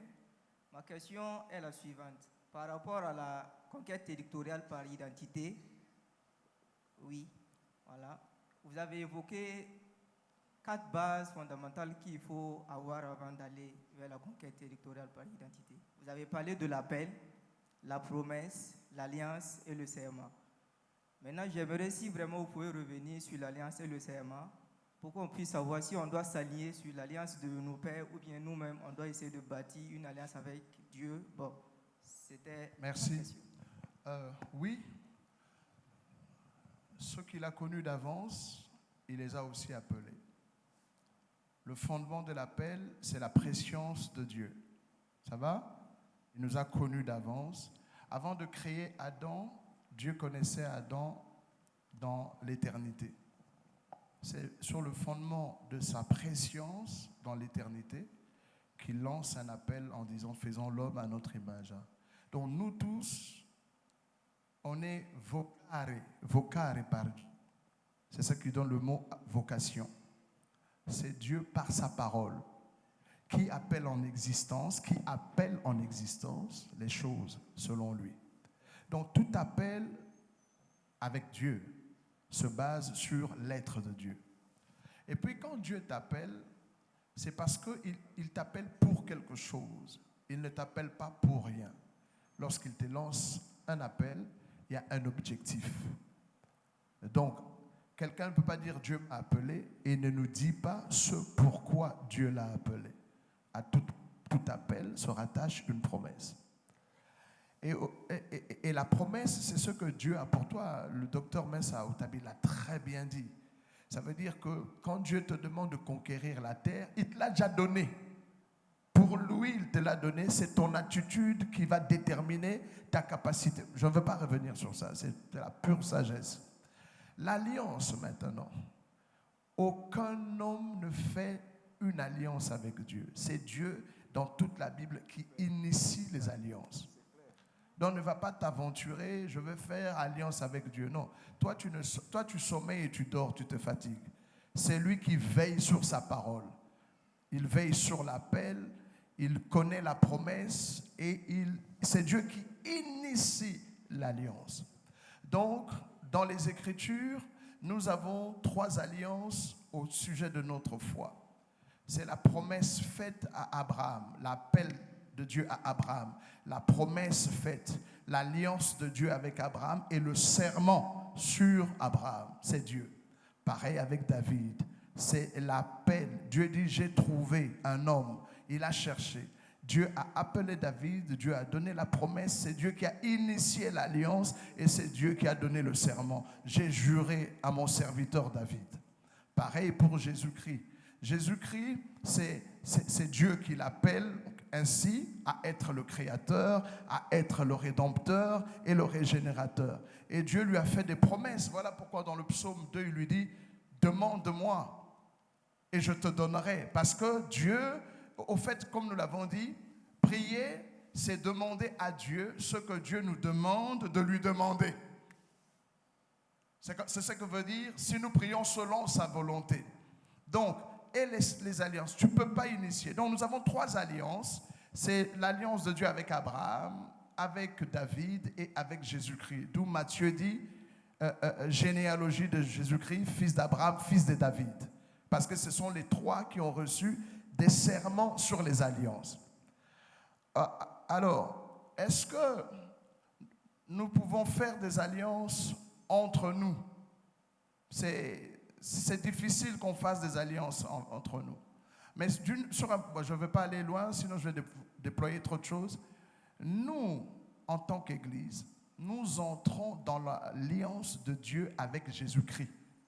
Il a dit, parce que chaque alliance réclame le sang. Ah oui, chaque alliance de Dieu va demander le sang. Alors nous n'avons pas le sang pour traiter alliance avec Dieu. Dieu lui-même a pourvu le sang de l'alliance. Ça va? Donc ne t'aventure pas à aller déclarer des alliances. D'abord, Dieu ne les prendra pas. Sinon, ce sera ta vie qui sera ôtée. Oui. Donc, qu'est-ce que Dieu a fait? Jésus a dit à la fin, quand vous voyez, vous êtes à la Sainte Seine, il y a 2 éléments. Jésus dit, ceci est mon corps pour vous. Ceci est la coupe, le sang de l'alliance en mon nom. Le sang, c'est l'alliance entre le Père et le Fils. Et nous entrons dans l'alliance. Je vais vous donner un exemple. Les enfants n'ont pas alliance avec leurs parents. Les enfants naissent de l'alliance des parents. Aucun enfant dans une famille ne fait alliance avec son père ou avec sa mère pour jouir des prérogatives de la famille. C'est papa et maman qui tisse alliance et les enfants sont la conséquence de cette alliance. Nous, on n'a pas tissé d'alliance avec Dieu, c'est Jésus avec Dieu. Jésus a garanti l'alliance par son sang et nous sommes les enfants de l'alliance. C'était tout, hein? Parfait. C'était la dernière question? Ah, il restait une dernière. On avait dit 2, hein? Oui, maman? Non, c'est la dernière question. C'était la dernière. On va terminer, c'est la toute dernière question. Non, plus de questions. Allez-y. Parlez à haute voix. Ok, merci, docteur, merci, Bishop. Et rapidement, ma question, c'est que dans l'intervention, c'est pasteur Vincent, excusez-moi. Ma question, c'est que hier, dans votre intervention, docteur, le bishop, ah oui, moi, oui, d'accord. et vous avez dit que d'abord, Christ a exercé sur la terre avec le royaume de Dieu. Maintenant, son royaume n'était pas encore bâti. Maintenant, ma question, c'est que dans Jean chapitre 18, je ne sais pas, verset 36, quand les soldats étaient venus l'arrêter, il a dit, si mon royaume était de ce monde. Bon, je voulais savoir, est-ce que ce royaume était ou ce royaume n'était pas encore? Amen, j'ai vu la question. Ok. Amen. Il y a 2 royaumes. Il y a le royaume du Père et il y a le royaume du Fils. C'est écrit dans nos textes. Le royaume de la terre qui a été donné à Adam, c'est le royaume du Fils. Adam était ce qu'on appelle en latin vicarius filii Dei, représentant du Fils de Dieu. La terre n'était pas à Adam directement. Parce que dans la préscience de Jésus, de Dieu, Jésus est un homme aussi. Dans la préscience de Dieu, Jésus devait s'incarner aussi. C'est pour cela Adam était l'image de Dieu. C'est Jésus qui est l'image de Dieu et Adam est l'image du Christ. Donc, le trône de la terre, il y a 2 trônes. Un trône dans les cieux, au milieu des anges, c'est le trône du Père. Le Fils s'assoit à côté du Père. Le royaume de Dieu n'a jamais été arraché à Dieu. Satan a essayé, ça n'a pas marché. Dieu n'a jamais perdu son royaume. Ce qui a été perdu, c'est le trône du royaume du Fils de Dieu sur la terre. C'est pour cela le trône d'Israël sur lequel David s'assoit appartient à Jésus. Alors, donnez-moi 1 Corinthiens 15, si on connaît. On dit, et ensuite il remettra le royaume à celui qui est Dieu et Père. C'est dans 1 Corinthiens 15. Ensuite viendra la fin. 2 Corinthiens, ma Bible était quelque part, je l'ai laissée là-bas. Je vous donne le texte. C'est dans 1 Corinthiens 15, on dit ensuite viendra la fin. Juste ça, et puis nous allons nous arrêter. Comme ensuite viendra la fin. C'est dans 1 Corinthiens 15. Il est là? Regardez. Ensuite, non. Ensuite viendra la fin. C'est vers 45 ou 54. Viendra la fin. 24, voilà. Regardez ce qu'on écrit. Ensuite viendra la fin, quand il remettra le royaume à celui qui est Dieu et Père. Le Fils, oui, après avoir détruit toute domination, toute autorité, toute puissance. Quel est ce royaume que le Fils remettra au Père? Est-ce que le Père a perdu le royaume? Non. Est-ce qu'il a été détrôné? Non. Le Père est roi dans toute l'éternité. Dieu, pour être créateur, Jérémie 12, 17 ou 17, 12 dit, il est un trône de gloire élevé dès le commencement. Lucifer ne l'a jamais pris. C'est le royaume du monde, pas des cieux où Dieu est.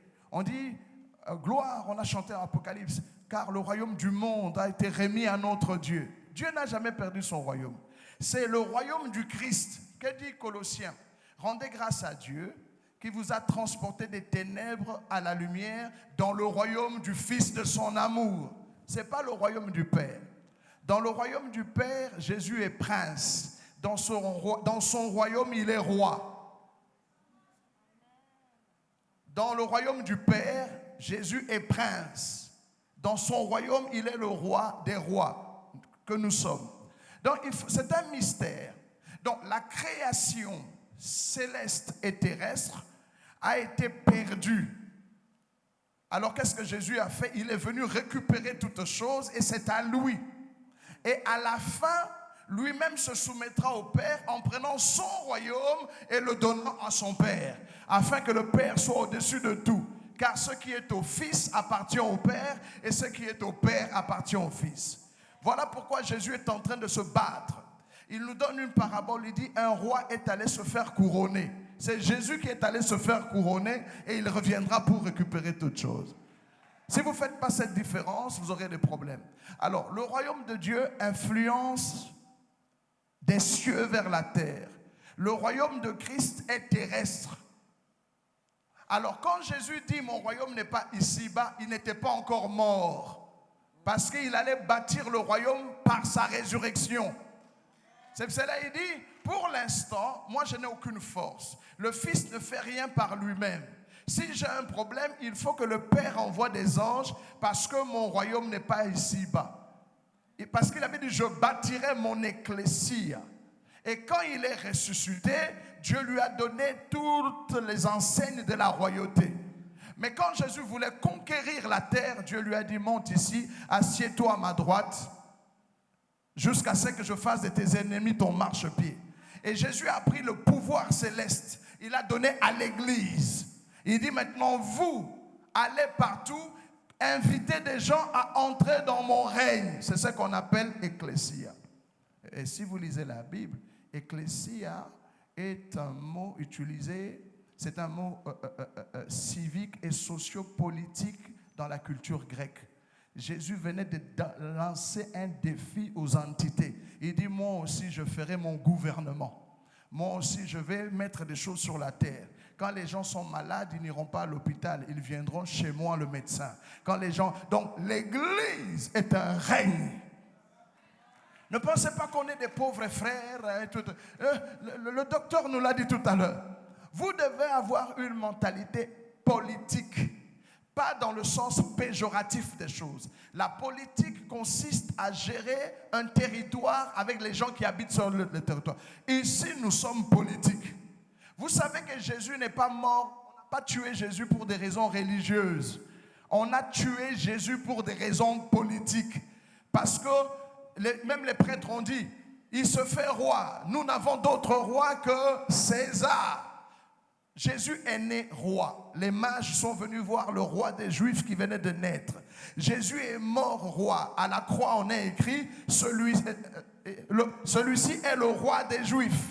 Jésus est ressuscité roi. Il est allé s'asseoir à la droite de son Père en tant que roi. Il reviendra de là en tant que roi des rois et roi de gloire. C'est la politique. Je bénis Dieu pour cette session. Il faut avoir une mentalité politique. Vous êtes des ambassadeurs de Christ. Vous êtes des rois. Nous avons ça. Nous avons du sang royal. L'évangile doit être divin, royal, apostolique, prophétique et sacerdotal. Merci à toi, mon évêque. Est-ce qu'on peut acclamer Jésus? Asseyez-vous. On va terminer. On a quelques livres. Ça, ce sont quelques-uns de mes livres. Vous pouvez les prendre. La foi pour changer son monde. Ça, c'est les qualités d'un bon ouvrier. Ça, c'est pour la formation de vos ouvriers. La réalité du monde des esprits. Ça parle de tout ce qui est monde spirituel. Voilà. Commencer et bien finir sa vie. Ça, c'est un livre important. Le tout, ce n'est pas de bien commencer, c'est de bien finir. Devenir riche pour Dieu, ça, c'est un livre qui va t'expliquer c'est quoi la richesse. La richesse, elle est spirituelle, elle est mentale, elle est à 5 niveaux importants. Voilà. Non, la pauvreté. Voilà, la pauvreté est spirituelle, est un esprit. La pauvreté est un système de pensée. La pauvreté est une attitude. La pauvreté est un style de vie. Et la pauvreté est un statut. Il y a beaucoup de choses dedans. Ça, c'est un best-seller. Ça, c'est l'un des derniers. La réussite, une idée de Dieu. Hein? La réussite n'est pas ton idée. Et ça, c'est mon dernier livre qui est sorti sur Paris il n'y a pas longtemps. J'ai fait la dédicace à Paris, je suis entré. Mais ça, c'est un livre très important sur comment préparer et réussir une année, une nouvelle année. On vous montre ici qu'une année est un cycle. Est un cycle et tout cycle a un début. Et il faut faire très attention au cycle parce que les cycles sont dangereux. Parce que quand quelque chose naît à la porte du cycle, on ne peut que le détruire à la fin du cycle, pas au milieu du cycle. Donc faites très attention. La façon dont vous entrez dans les portes des cycles. Donc ça, c'est un livre assez prophétique. Ça, c'est un livre également, quand Dieu a commencé, j'ai commencé le ministère, Dieu a commencé à me former au respect des pères et des anciens, à la faveur des pères. Ici, je montre qu'un père peut suspendre même ce que Dieu a dit sur ta vie. Et nous avons l'exemple de Moïse. Dieu, pas Moïse d'abord, Noé. Quand Noé sort de l'arche, Dieu bénit Noé et ses fils. Mais quand Cham découvre la nudité, Noé reprend la parole. Il ne demande pas la permission à Dieu et puis cancelle la bénédiction et puis maudit Canaan. Et Dieu ne dit rien. Et vous voyez également le cas d'Isaac. Dieu dit à son épouse que dans ton ventre, il y a 2 nations. Le plus petit va dominer sur le plus grand. Il parle avec Rebecca, mais Isaac, il s'en fout. Il est père. À un moment donné, il dit, moi, c'est Ésaü, j'ai envie de bénir. Dieu ne dit rien. Ça veut dire, si Rebecca ne prend pas l'initiative de faire un certain nombre de choses, Ésaü aurait pris la bénédiction. Mais même là encore, pour pouvoir bénir, il envoie Jacob dans un processus jusqu'à ce qu'il se dise, là, je peux maintenant bénir sur la base de ce que je vois. Parce qu'il y a eu une substitution, un peu de Christ. Donc dans cette histoire, c'est un peu nous qui portons Christ. Et quand Christ, qui est le Père, qui est Isaac, nous sent, il sent Jésus. C'est-à-dire Dieu, quand Dieu nous sent, il sent Jésus, mais il dit c'est le frère Paul. Il a la voix de Paul, mais donc en réalité, nous sommes ce que nous sommes à cause de Christ. C'est pourquoi prier, la partie la plus importante, c'est quand tu le fais au nom de Christ. Parce que Dieu ne nous connaît pas, il connaît une seule personne qui est Jésus. Dis à ton voisin, Dieu ne te connaît pas. Ouais. La Bible dit toutes les promesses qu'il a faites à Abraham, en réalité c'était pour une seule personne. Donc Dieu ne t'a jamais fait des promesses. Il faut arrêter de fatiguer Dieu. Il a fait une promesse à une seule personne. Va le chercher et tu auras toutes les promesses. Ça, c'est la vérité sur les prières non exaucées. Pourquoi beaucoup de prières ne sont pas exaucées? Il a dit, la prière, c'est dire à Dieu ce qu'il nous demande de lui dire. Ça, c'est très important. Donc, on a écrit ce livre-là également il y a très longtemps. Et voilà, la prière respecte des lois. Et quand ces lois ne sont pas appliquées, elles peuvent faire ombrage à ta prière.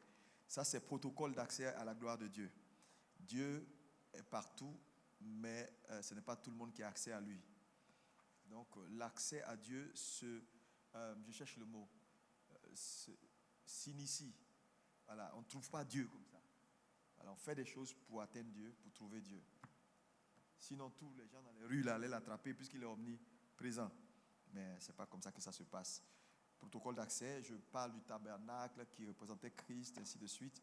Et puis il y a celui-là, réussir sa vie. Voilà, ça parle également, c'était le tome 1. Ça parle de beaucoup de choses il y a longtemps. Et puis j'ai ça qui est un best-seller qui est fini. Ça, c'est le transfert de l'iniquité par le lien du sang. Je montre ici dans ce livre-là que, voilà, il ne faut pas négliger d'où on vient. Parce que lorsqu'on est de nouveau, il y a des choses qu'on hérite de nos pères également. Je montre un peu comment, lorsque Abraham disait que sa femme, Sarah était sa sœur, comment plus tard, Abraham mort, son fils Isaac répète les mêmes choses, mais dans des circonstances complètement différentes. Donc je montre à partir de la famille abrahamique un certain nombre d'iniquités qui ont été générationnelles jusqu'à David.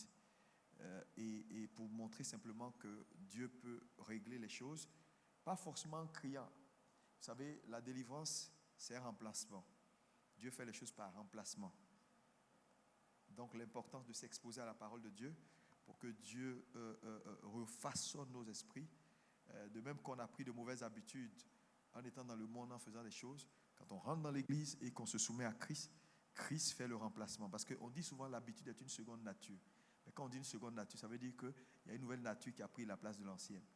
Donc, si tu peux commencer à cultiver d'abord mécaniquement un certain nombre de choses, te lever, prier tous les matins, à un moment donné, tu ne feras plus d'efforts parce que ce que tu as fait, commencer mécanique, entre dans tes gènes. Parce qu'on dit ce qu'un homme fait pendant 21 jours finit par devenir une habitude. Et les habitudes sont têtues. C'est pourquoi il faut qu'on se reformate. Donc tout ça, vous pouvez trouver voilà, à la librairie. J'ai demandé à ce qu'ils fassent un rabais de 10%, 20% pour tout le monde.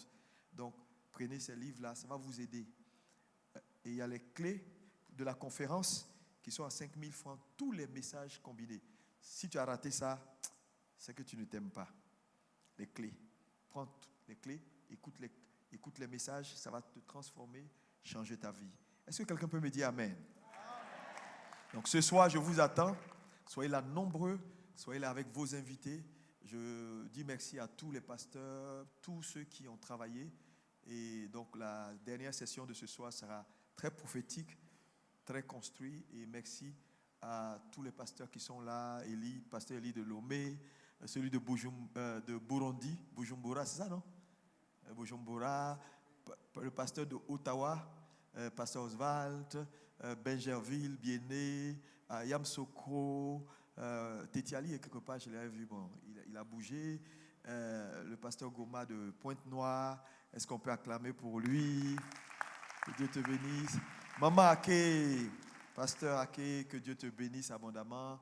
Voilà, Ngetia. Non, lui, Koné. Lève-toi, Koné. Et ça, c'est le grand Koné. Que Dieu te bénisse. Merci aux autres pasteurs. Et nous sommes vraiment fiers de vous. Et comment? Et il y a le pasteur Ngoua. J'allais oublier, docteur. Lui, on a fait la médecine ensemble. On a dormi dans... On était en bas, là, à la Mermoz. Les gens prenaient en haut, ils avaient fait le baraque en bas, on était là. Donc, il était avec moi en faculté de médecine. Et voilà, on a bougé, on a grandi. Et on bénit Dieu. Aujourd'hui, c'est mon fils. Ouais. Mais c'est la vérité. Alléluia. Déjà, très tôt, on tapait le diable, on était jeunes. Amen. Donc, on veut remercier Dieu. Que Dieu vous bénisse abondamment. On va se lever pour terminer. Il y a la nourriture? Ils peuvent manger? Ok. Donc, pour ceux qui veulent manger, vous allez derrière au restaurant et tu pourras prendre ton repas. Est-ce qu'il y a quelqu'un qui a sa promesse? Ou vous pouvez envoyer vos promesses pour ce soir? Il n'y a vraiment pas de souci. Lève les mains et remercie Dieu pour cette journée. Et remercie Dieu pour cette mini-veillée que nous allons avoir à partir de 20h. 20h, nous allons tout préparer. Viens avec ta bouteille d'huile. Nous allons la consacrer. Nous allons vous relâcher dans la grâce de Dieu.